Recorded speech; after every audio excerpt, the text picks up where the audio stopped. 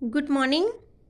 आज का टॉपिक है how to prepare molar and molal solution. ये बहुत छोटा सा डिफरेंस होता है, मोलाल क्या होता है और मोलार क्या होता है। आइए इस वीडियो के थ्रू हम इसको समझने की कोशिश करते हैं और देखते हैं हम इसको कैसे प्रिपेयर करेंगे, इसके सॉल्यूशन को हम कैसे प्रिपेयर करेंगे।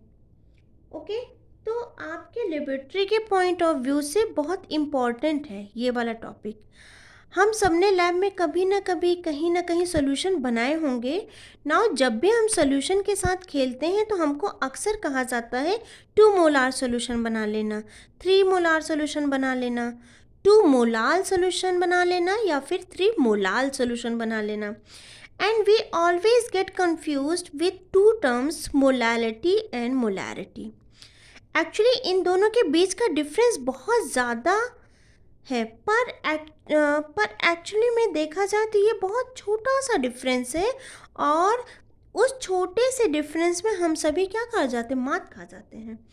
तो मोलालिटी और मोलारिटी के डिफरेंस को समझने से पहले हम ये समझते हैं कि अगर हमसे कोई कहता है 2 मोलार का H2SO4 का सोल्यूशन बनाओ या फिर 2 मोलाल H2SO4 का सोल्यूशन बनाओ या फिर 2 मोलार H2SO4 का सोल्यूशन बनाओ, तो मैं कैसे बनाऊं। तो पहले मेथड ऑफ प्रिपरेशन देखते हैं, बाद में हम उसके फॉर्मूले या यूनिट पे जाते हैं। ओके, अगर मैं आपसे कहूँ कि मेरे पास 2 मोलार H2SO4, ठीक है, कितना है, 2 मोलार H2SO4 ठीक का सोल्यूशन बनाओ, अगर मैं कहती हूँ तो 2 मोलार को हम 2m भी लिख सकते हैं। और जब भी मैं 2 मोलाल की बात करूँगी तो यहाँ पे मैं 2 मोलाल मतलब इसको स्मॉल m लिखूँगी। मोलाल के केस में स्मॉल m चलेगा और मोलार के केस में कैपिटल M चलेगा। ओके, नाउ इन दोनों सोल्यूशन के बनाने के पीछे का डिफरेंस क्या है। तो सबसे पहले एक काम करते हैं, हम मोलार सोल्यूशन बनाना शुरू करते हैं। क्या बनाना शुरू करते हैं, मोलार सोल्यूशन।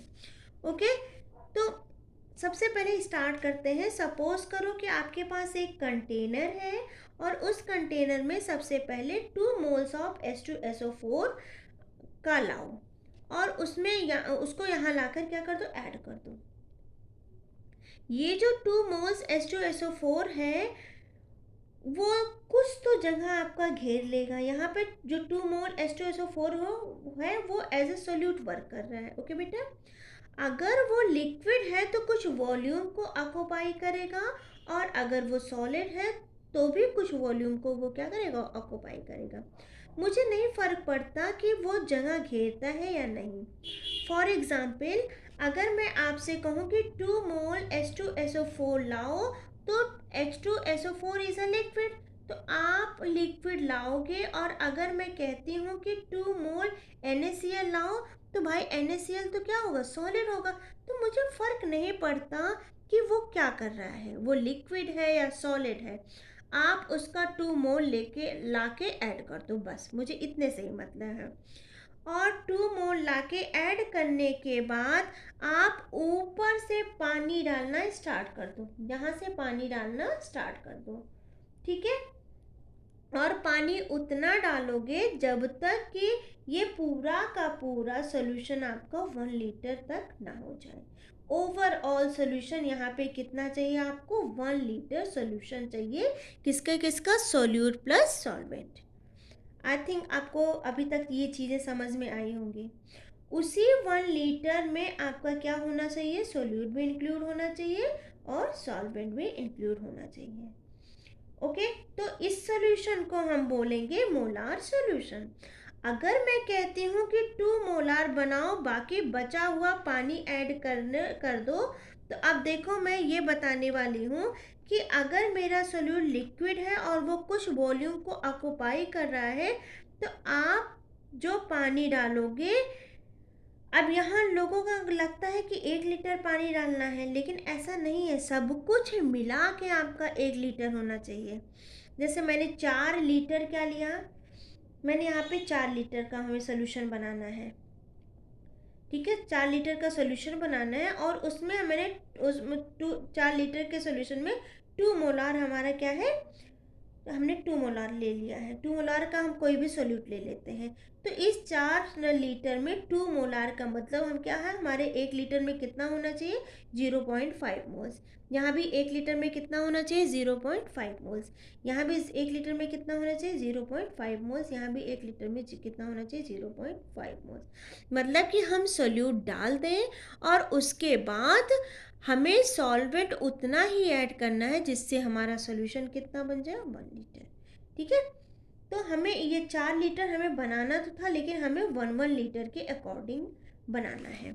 आई होप आपको यहाँ तक चीज़ें समझ में आई होंगी। ओके, अगर नहीं समझ में आई होंगी तो मेरी वीडियो को फिर से आप रिवाइंड करके देख लीजिएगा। मतलब आपने 2 मोल लिया और उसके अंदर पानी डाला तो वो 4 लीटर हो गया। उस 4 लीटर के सोल्यूशन में सोल्यूट एंड सॉल्वेंट दोनों मिले होंगे। तो मुझे उम्मीद है कि मोलार सोल्यूशन कैसे बनता है ये आपको समझ में आया होगा। अब चलते हैं मोलाल। ठीक है, मोलाल को हमने किसे डिनोट किया है, स्मॉल m से। ठीक है, मान लो हमको 2 मोलाल सोल्यूशन बनाना है, तो सबसे पहले एक काम करो, आप एक कंटेनर लो और उस कंटेनर में सबसे पहले आप 1 kg क्या डाल दो, 1 kg सॉल्वेंट ले आओ। पहले यहाँ पे हम क्या डाल रहे थे, सबसे पहले सॉल्यूट डालते थे, फिर हम सॉल्वेंट डालते थे तब तक कि हमारा 1 लीटर हो जाए। यहाँ पे हमने सबसे पहले क्या डाल दिया, सॉल्वेंट डाल दिया, और वो भी कितना लिया है हमने यहाँ पे, 1 kg। ठीक है, अब लोगों को लगेगा कि 1 kg पानी लाना है मतलब 1 लीटर पानी लाना है। 1 kg पानी मतलब 1 लीटर पानी होगा, ये गलत है। क्योंकि अगर आप ये एक्सपेरिमेंट 27 डिग्री सेल्सियस पे करते हो तो शायद आपका 1 kg पानी 1 लीटर हो सकता है। पर अगर आप यही सेम एक्सपेरिमेंट आप 40 डिग्री सेल्सियस पे करोगे तो ये 1 लीटर 1 kg के बराबर होगा, ऐसा नहीं होगा। ओके, इसको एक और तरीके से समझते हैं कि भाई आपको क्या लगता है, 1 kg पानी लाना है, यानी 1 kg पानी, अरे भाई नहीं, अगर आपको 27 डिग्री सेल्सियस पे अगर आप पानी की डेंसिटी देखो तो कितनी होती है, हम उसको 1 मान के चलते हैं, 1 ग्राम पर सेंटीमीटर क्यूब। तो मुझे पता है कि density will be equal to, किसके इक्वल होती है, W/V। तो एक काम करते हैं, हमारे पास वेट क्या है हम निकालते हैं। तो अगर हम इसको निकालेंगे तो ये हमारा क्या हो जाएगा, V इज इक्वल टू क्या हो जाएगा, W/ρ। डेंसिटी W हमने कितना लिया है यहाँ पे, 1000 ग्राम। ठीक है, और हमारी डेंसिटी कितनी थी यहाँ पे, एट 27 डिग्री सेल्सियस पे 1 थी। यहाँ से ग्राम ग्राम कैंसिल हो जाएगा, तो हमारा जो फॉर्मूला निकल के आएगा, 1 kg equal to 1000 gram equal to 1000 centimetre cube is equal to 1 litre. मतलब एज एट 27 डिग्री सेल्सियस पे हमारा 1 kg वाटर 1 लीटर के इक्वल हो सकता है। लेकिन अगर हम 40 डिग्री सेल्सियस पे चेक करें तो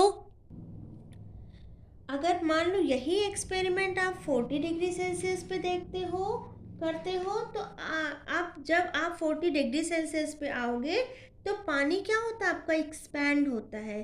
अब मान लो पानी एक्सपैंड हो गया तो पानी का डेंसिटी कम होगा। मतलब पहले पानी की डेंसिटी 27 डिग्री सेल्सियस पे कितनी थी, 1 थी। लेकिन जब पानी एक्सपैंड होगा तो उसकी डेंसिटी कम हो जाएगी। तो अब मान लो, एग्जैक्ट वैल्यू मैं यहाँ पे नहीं लिख रही हूँ, मान लो इस पानी की डेंसिटी 40 डिग्री सेल्सियस पे कितनी हो गई, 0.8 ग्राम सेंटीमीटर पर क्यूब। मतलब 1 से भी क्या हो गई, डेंसिटी यहाँ पे कम हो गई। ओके, तो अब मुझे बताओ 40 डिग्री सेल्सियस पे 1 kg कितना वॉल्यूम ऑक्यूपाई करेगा। तो वॉल्यूम का जो फॉर्मूला था ये यहीं से तो निकल के आया है, वॉल्यूम का फॉर्मूला। तो ये क्या हो जाएगा, W/डेंसिटी। W हमने कितना लिया है, 1000 ग्राम, और डेंसिटी हमारी कितनी है, 0.8 ग्राम। जब हम इसको सॉल्व करेंगे तो हमारा आएगा 1250 ग्राम सेंटीमीटर पर क्यूब, या फिर हम इसको सॉल्व करेंगे तो ये आ जाएगा हमारा 1.250 लीटर। ठीक है, मतलब कि क्या हो रहा है यहाँ पे, हम क्या ऑब्जर्व करना है, हमारा 1 kg equal to 1000 gram equal to 1250 centimetre cube equal to 1.250 litre. Okay, तो यहाँ पे क्या प्रूव हो रहा है, यहाँ पे यही प्रूव हो रहा है कि 1 kg इक्वल टू 1 लीटर ऐसा ज़रूरी नहीं है।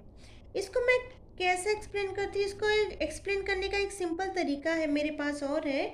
मान लो मैं आप एक रबड़ बैंड लो और उस रबड़ बैंड का कुछ तो वज़न होगा और उसका कुछ तो वॉल्यूम होगा, पर अगर मैं उस रबर बैंड को स्ट्रेच करूं तो उसका वॉल्यूम क्या हो जाता है, बढ़ जाता है, पर वज़न उसका क्या होता है, सेम रहता है। तो जब आप मोलाल सॉल्यूशन की बात करते हो तो आप 1 kg सॉल्यूशन लाते हो। अब ज़रूरी नहीं है कि 1 kg सॉल्यूशन 1 लीटर के इक्वल हो।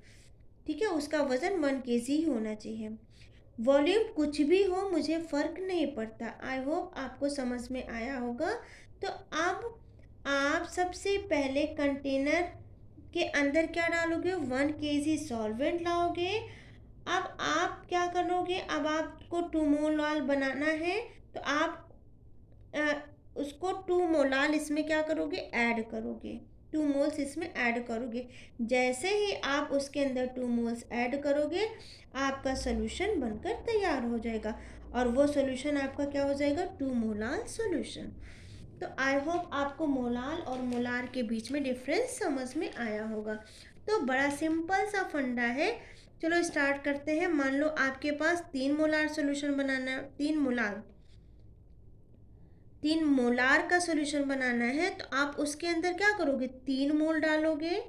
ठीक है, और कंटेनर में 3 मोल डालोगे और उसके बाद आप उसमें पानी ऐड करोगे। ठीक है, तो ओवरऑल आपका कितना होना चाहिए था, 1 लीटर। मतलब आप सोल्यूट एंड सॉल्वेंट सब कुछ आपका कितना है, 1 लीटर में ख़त्म हो जाना चाहिए। अब आते हैं मोलार पे। आप सॉल्वेंट 1 kg रखोगे, फिर जितना बनाना है उतने मोल्स आप उसमें ऐड कर दो। आई होप आपको मोलाल और मोलार के बीच में डिफरेंस समझ में आया होगा। Thank you.